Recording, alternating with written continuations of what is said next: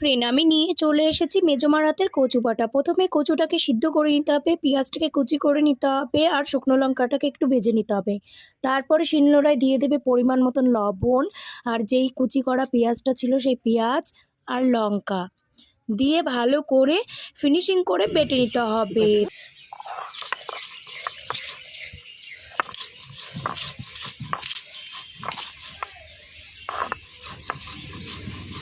সিদ্ধ করে রাখা কচুটাকে এবার দিয়ে দিতে হবে, একসাথে বেটে নিতে হবে, ফিনিশিং করেই বাটতে হবে। দেখো আমার মেজমা ফিনিশিং করে বেটে নিচ্ছে।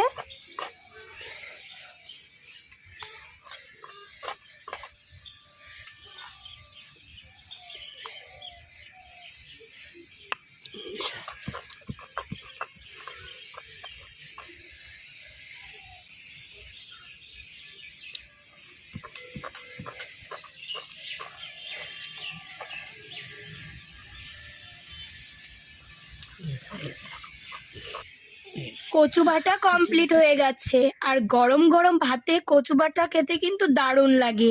তাই তোমাদের সবাইকে বলবো একবার গরম ভাতে সিদ্ধ কচু বাটা খেয়ে দেখো, দারুণ লাগে। ভিডিওটা ভালো লেগে থাকলে তাহলে লাইক, কমেন্ট, শেয়ার আর সাবস্ক্রাইব করে দিও। আর আবার দেখা হবে নতুন কোনো একটা ভিডিওর সাথে।